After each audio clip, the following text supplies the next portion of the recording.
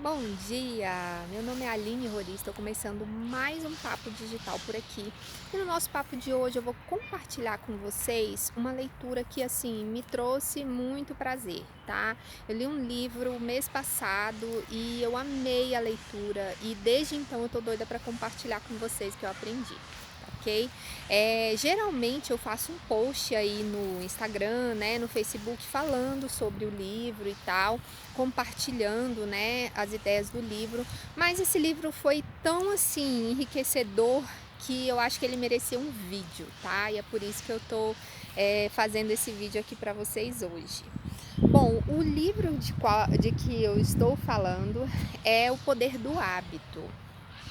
Não sei se você já conhece esse livro, mas é um livro fantástico que explica por que nós fazemos o que fazemos na vida e nos negócios, tá? E me chamou muita atenção porque muitos dos exemplos do livro, o livro é rico em exemplos, tá? Pesquisas científicas, histórias, né? E muito bacana, muito leve, tá? Leitura muito gostosa. E os exemplos são realmente assim, bem ilustrativos, tá? Então, assim, muito legais e muitos dos exemplos são voltados aí para hábitos de consumo. Tá? Então, assim, para quem é fã aí do marketing como eu, né, vai se encantar também pela leitura, tá? Bom, então vamos lá para as informações aqui sobre o livro. Eu vou compartilhar com vocês aqui o que eu aprendi com essa leitura super gostosa. O livro tem cerca de 408 páginas, se eu não me engano. E é um livro assim, então bem denso, tá? Bastante informação, né? Mas ao mesmo tempo é uma leitura muito gostosa, como eu comentei, tá? Então assim, não tenha medo de começar. E fica comigo aqui até o final, porque eu vou contar para vocês como eu consegui ler esse livro em 2 semanas, tá? E sem precisar ficar ali com o livro a tiracolo o tempo inteiro. Vou contar para vocês esse segredinho aí, tá bom? Bom, como eu estava falando para vocês, no livro então, né, o autor ele explica, ele estudou profundamente ali a formação de hábitos, tá? E ele explica como os hábitos se formam. Uma informação muito interessante e relevante para nós é que os hábitos, eles não ficam guardados na nossa memória, tá? Então, eles ficam guardados em uma outra região do cérebro. E como que eles descobriram isso, né? A partir de pesquisas ali, estudos, tá?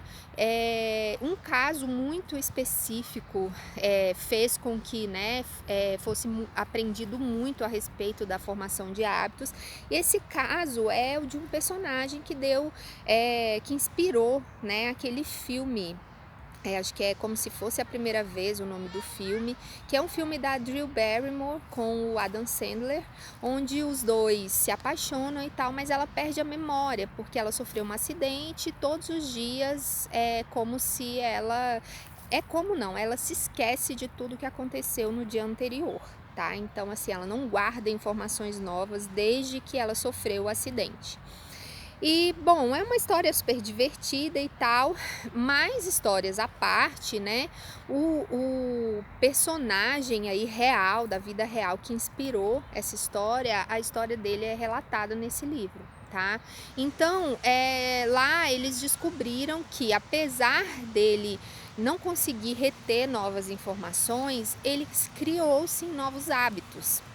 E aí isso foi muito interessante, porque embora ele não conseguisse, né, criar reter informações, novidades, aprender, né, mais, ele conseguia sim criar hábitos, inclusive hábitos mais saudáveis, né, criar uma rotina, apesar de não conseguir se lembrar de nada. Tá? Então é uma história assim muito bacana e diferente, né, da personagem aí do filme. Esse cara da vida real aí, ele só retinha as informações por apenas 5 minutos. Então, se você começasse uma conversa com ele, em 5 minutos ele já não se lembrava quem era você, o que vocês estavam falando, tá? Então, assim, situação difícil, né? Foi realmente, assim, um desafio. Mas ele foi acompanhado, foi estudado, né? E aí, a partir ali do desenvolvimento dele, os cientistas descobriram, os cientistas, os médicos descobriram muito sobre a formação de hábitos e tudo isso é relatado lá no livro. Bom, e o que é que eles conseguiram descobrir, né? Que os hábitos, então, como eu estava dizendo, eles são armazenados aí numa área diferente do cérebro, e o cérebro faz isso por quê? Porque ele quer economizar energia, tá? Então, nós não precisamos tomar pequenas decisões várias vezes ao dia, tá? Então, com isso, ele encurta caminho. Tá? Então imagine o seguinte: todos os dias você precisa calçar sapatos. Qual dos pés você vai calçar primeiro, tá? São pequenas decisões ali que a gente nem percebe que a gente está tomando. Por quê? Porque na verdade o hábito, tá, já faz com que nós não precisemos ali tomar essa decisão diariamente. Você simplesmente faz porque aquilo já está guardado. Tá? Então esse é só um exemplo, né? Existem várias, né, ações que a gente precisa tomar todos os dias e que são facilitadas aí pelos hábitos que nós criamos. Bom, ele também explica que existem hábitos que são chamados de hábitos angulares, tá? Exercícios físicos são um exemplo de hábito angular. Os hábitos angulares, eles são hábitos que influenciam todos os nossos hábitos, ok? Então, assim, por exemplo, né, à medida que você cria o hábito de fazer atividade física, a atividade física vai favorecer, né, vai te levar ali a criar outros hábitos mais saudáveis também, como acordar mais cedo, como se alimentar melhor, né? Então uma coisa leva a outra, tá? Isso é que são os hábitos angulares. Outra coisa que ele fala que é muito bacana é que a força de vontade é o hábito angular mais importante, tá? E mais forte que nós temos. E a força de vontade, ela também é um músculo. Então, assim, quando você se exercita, vai para academia, por exemplo, malha muito perna ali, sua perna vai ficar cansada, né? Então, talvez se você precisar se esforçar depois, né? Talvez você até não consiga se esforçar tanto, né, se empenhar tanto, porque o músculo ali vai estar cansado. E a mesma coisa acontece com a nossa força de vontade. Ela também é um músculo e ela também se cansa. Então, se você for levado a situações onde você precisa ali usar muito da sua força de vontade, tá? Então, depois pode ser que se colocar à prova ali em uma outra situação, você não consiga ter a mesma força de vontade, porque a sua força de vontade já está desgastada, digamos assim, tá bom? E isso explica pra gente, assim, o que acontece em situações onde a gente tá, assim, se sentindo sem autonomia. Porque quando a gente está em situações como essa, né, nós gostamos ali de estar no controle, geralmente o ser humano gosta de estar no controle, e aí quando ele está em situações onde ele não está no controle, ele não tem autonomia, o que acontece? Os músculos ali da força de vontade dele se cansam, tá? E com isso ele vai ficando sem energia, tá? Para ter mais foco, né? Para conseguir realizar mais em outras situações que exigem também da força de vontade dele, tá? Então, assim, por exemplo, né? Você empreendedor ali, o simples ato de você dar mais autonomia para sua equipe pode aumentar ali radicalmente, tá? O foco deles, da equipe, e a energia deles ali para realizar, tá bom? Por quê? Porque senão eles vão ter que exercitar muito mais ali a força de vontade deles, ok? Bom, outra informação super importante que ele relata ali no livro é sobre a formação de hábitos, tá? Ele explica que os hábitos, eles têm três etapas, né? Digamos que seja o ciclo do hábito. Lá ele chama de loop do hábito. Então, o que é o loop do hábito? O hábito, ele se repete, né? Ele acontece ali depois de um gatilho, tá? Que é uma deixa, né? No livro ele chama de deixa. Então, a deixa é simplesmente um gatilho, é algo que acontece e que te faz repetir, né, aquela ação. E toda vez, depois que a gente repete, né, depois que você faz ali a repetição, você espera por uma compensação, por uma recompensa.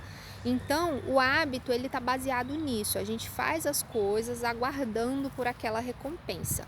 Então, por exemplo, quem gosta de refrigerante, né, toma o refrigerante para sentir aquela sensaçãozinha gostosa do gás ali descendo, né, pela garganta, tá? Então, esse é o tipo de hábito, né, que se forma facilmente e que a recompensa é bem nítida e bem instantânea. Tá? Agora, existem vários tipos de recompensa, né? E vários gatilhos também. Tem gente, por exemplo, que só toma refrigerante no fim de semana. Então, quer dizer, tem momentos específicos ali que desencadeiam, né, essa repetição. Tá? Então, esses são os gatilhos, são as deixas, né? E aí ele explica que para a gente criar novos hábitos, a gente precisa o quê? Estabelecer, né, esse ciclo aí, o loop do hábito, ou seja, a gente precisa definir um gatilho, né, e a repetição e qual será a recompensa. Por outro lado, se você quer deixar um hábito nocivo para a sua saúde, por exemplo, você precisa entender que os hábitos eles não podem ser eliminados, então eles precisam ser substituídos. Então, se a gente está ali com algum hábito que não faz bem para a saúde, por exemplo, a gente quer eliminar esse hábito, a gente precisa identificar quais são os gatilhos desse hábito e manter o gatilho, tá? Eliminar a repetição, substituir por outra repetição, né? E manter também ali a recompensa. Então, vou dar o exemplo que ele dá no livro. Ele conta, o próprio autor conta, né, que ele estava com um hábito que não estava fazendo bem para a saúde dele, que era todas as tardes ele saía para um café próximo ao trabalho e comia um cookie, tá? E ele já tinha engordado alguns quilos por conta desse hábito. E ele resolveu, né, entender o porquê que é que ele fazia isso, porque dava aquele horário, ele precisava levantar ali e sair para comer esse cookie. E ele percebeu que, na verdade, estudando, isolando ali, né, as etapas do hábito, ele percebeu o seguinte, que ele fazia aquilo não pelo cookie em si, mas porque naquele momento ali, quando ele saía para comer o cookie, ele se encontrava com outros colegas e batia um papo e tal, e o que ele precisava, na verdade, era da socialização. Tá? Então era um momento ali do dia dele onde ele tinha essa socialização. E então, na verdade, a socialização, a necessidade de socialização é que era o gatilho, tá? E não a fome, a vontade de comer o cookie em si. Então, o que ele passou a fazer? Ele passou a se levantar da mesa dele e ir até um grupo de colegas e tal, se socializar durante alguns minutos, tá? E aquilo satisfazia ali a necessidade dele, ele não precisava ir então ao café e comer o cookie, tá? Então esse é um exemplo, então ele recriou o hábito dele com base ali naquela repetição, tá? Eu achei muito interessante, muito enriquecedor, né, saber, aprender esse tipo de informação sobre nós, né, sobre nós mesmos, sobre as nossa formação de hábitos, porque com essa ferramenta você pode, né, transformar os seus hábitos, criar novos hábitos, modificar hábitos nocivos, por exemplo, de uma forma mais inteligente, né, e sem ser tão desafiadora. Tá? Simplesmente a gente entendendo como funciona, né, e trabalhando para ajustar isso. Bom, então é isso, eu espero que vocês tenham gostado aí da minha visão desse livro, tanto quanto eu gostei. Eu acho que vale muito a pena a leitura. Eu fiquei de dar, né, uma informação para vocês de como eu consegui ler esse livro super rápido. Na verdade, faz parte de um novo hábito meu, tá? Eu comecei a consumir audiolivros e foi super rápida a leitura porque eu consegui colocar, por exemplo, eu tô no trânsito, eu já coloco o livro e fico ouvindo. ou então eu tô fazendo o almoço em casa e tal, eu já coloco, fico ouvindo também. Então todas esses momentos assim operacionais do meu dia, eu aproveito já para colocar a leitura em dia, tá? Então assim, eu sei que tem gente que tem dificuldade com áudios, né, enquanto dirige, por exemplo, né, tem gente que não consegue fazer essas duas coisas ali ao mesmo tempo, se concentrando, tá? Então assim, funciona muito bem para mim, eu sugiro que vocês testem. Tem um canal no YouTube onde eles têm audiolivros, tá? Então assim, você consegue ouvir os livros ali pelo YouTube mesmo. Esse inclusive está nesse canal. Se vocês quiserem saber aí que canal é esse, é só me mandar aqui mensagem que eu mando o link para vocês, tá bom? Eu espero que vocês tenham gostado e até o nosso próximo Papo Digital. Tchau, tchau!